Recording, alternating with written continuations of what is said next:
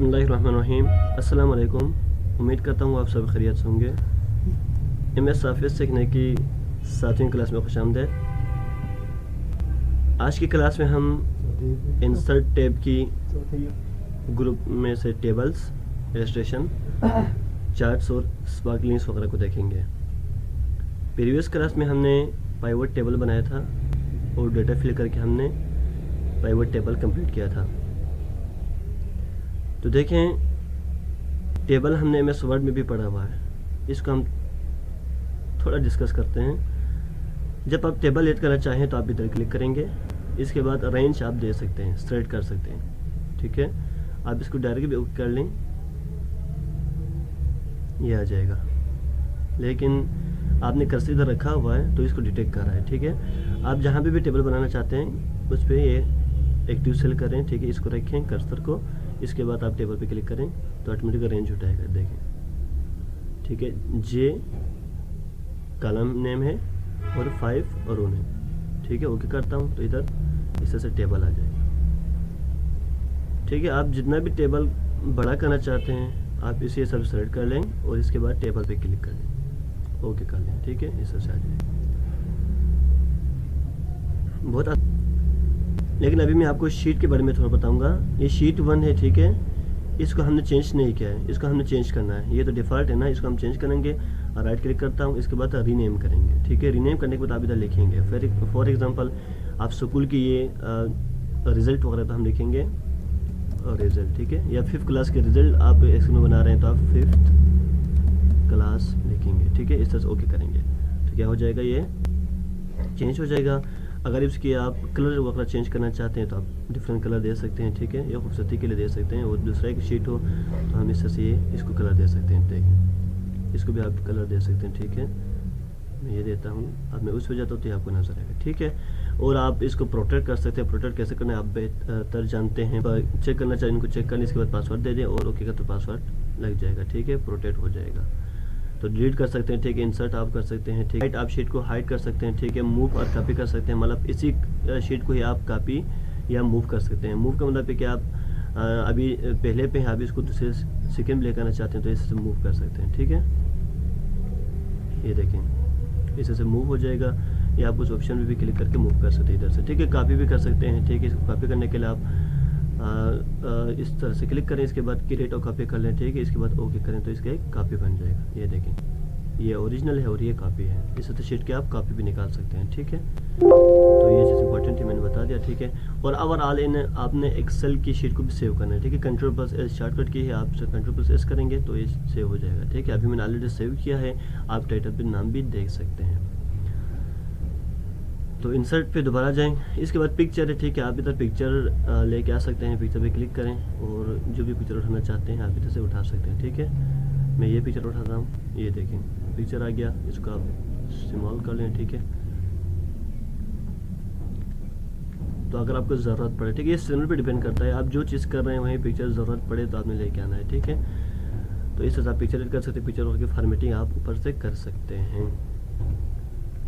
Online picture अगर आप net से पिक्चर उठाना चाह रहे हैं तो आप ऑनलाइन पिक्चर करेंगे और नेट से उठा सकते हैं। ठीक है, शेप आपने अच्छी तरह से पढ़े होंगे, शेप आप ऐड कर सकते हैं, स्मार्ट आर्ट ऐड कर सकते हैं, स्क्रीनशॉट आप ले सकते हैं। ठीक है, स्क्रीन के लिए भी आपको डायरेक्ट स्क्रीन पे लेके जाएगा और स्क्रीनशॉट आप ले सकते हैं। ये देखें स्क्रीनशॉट, इस तरह से आप स्क्रीनशॉट लेके आ सकते हैं। ये देखें, ठीक है, तो इसको मैं डिलीट करता हूँ। इसके बाद दोबारा इंसर्ट में जाता हूँ।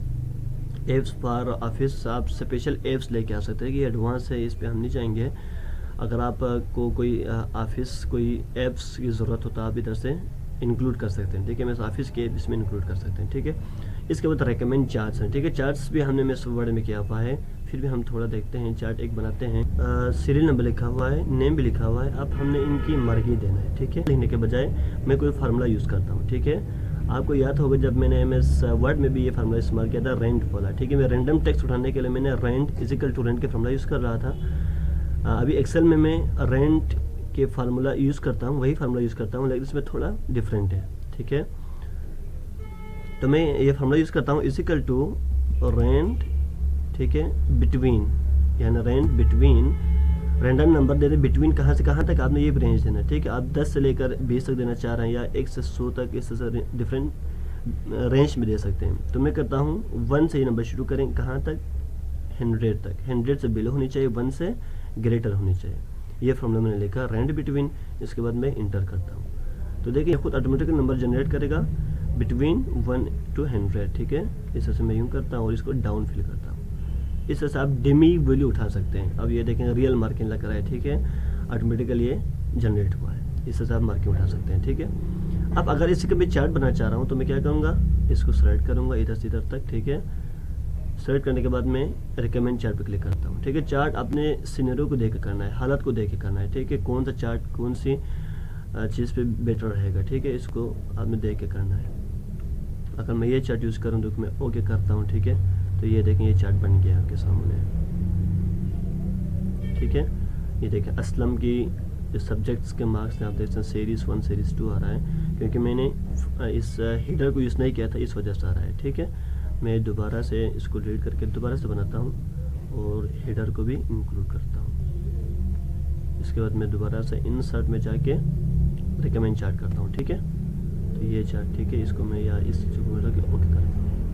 अब ये देखें, अब हमें समझ आ रहा है कि ये कलर इंग्लिश को डिनोट कर रहा है, ठीक है। उर्दू और इससे डिफरेंट कलर्स हैं और डिफरेंट नाम भी आ गए हैं, ठीक है। स्टूडेंट्स के सीरियल नंबर पे आ गए। असलम में, ठीक है, असलम की इंग्लिश में कितने मार्क्स हैं, 95। तो आप देख सकते हैं 100 के करीब करीब है। इस तरह से आपको सही से समझ आएगा, ठीक है। चार्ट बहुत इंपॉर्टेंट है, आप चार्ट डाटा को इस्तेमाल करके इधर रिजल्ट भी आप लिख सकते हैं इधर, ठीक है। तो इस तरह से आप चार्ट बना सकते हैं। इसको मैं डिलीट करता हूँ।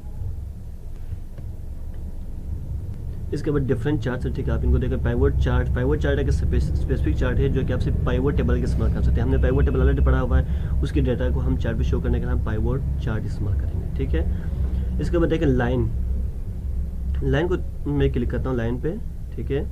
लाइन पे एक स्टेटस है, वो दिखाता है आपकी डेटा को किस स्मिथ में जा रहा है। तो डेटा रेंज, आप इधर से इधर तक डेटा रेंज देते हैं, ठीक है। इसके बाद लोकेशन ये सेलेक्ट किया मैंने, ठीक है। डेटा रेंज ये सेलेक्ट किया, इसके बाद लोकेशन जहाँ पे आप ये शो करना चाह रहे हैं इधर सेलेक्ट किया मैंने, इसके बाद ओके करता हूँ, ठीक है।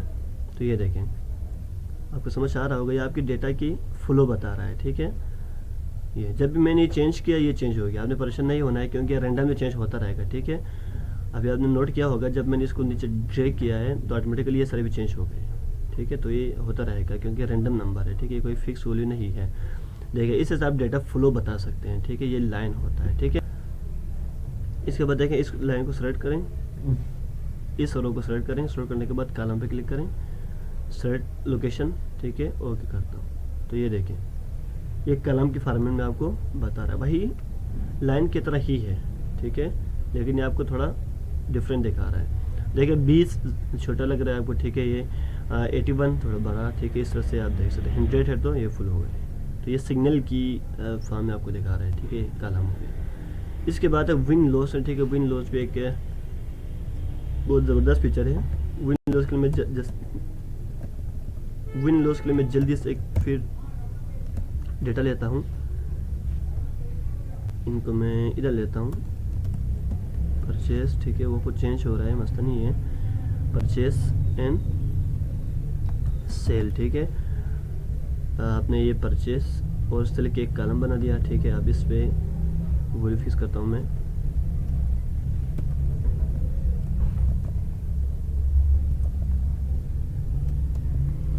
ये सारे परचेस रेट है, ठीक है। और सेल 1000 है तो मैंने इसको 900 में सेल कर दिया, ठीक है।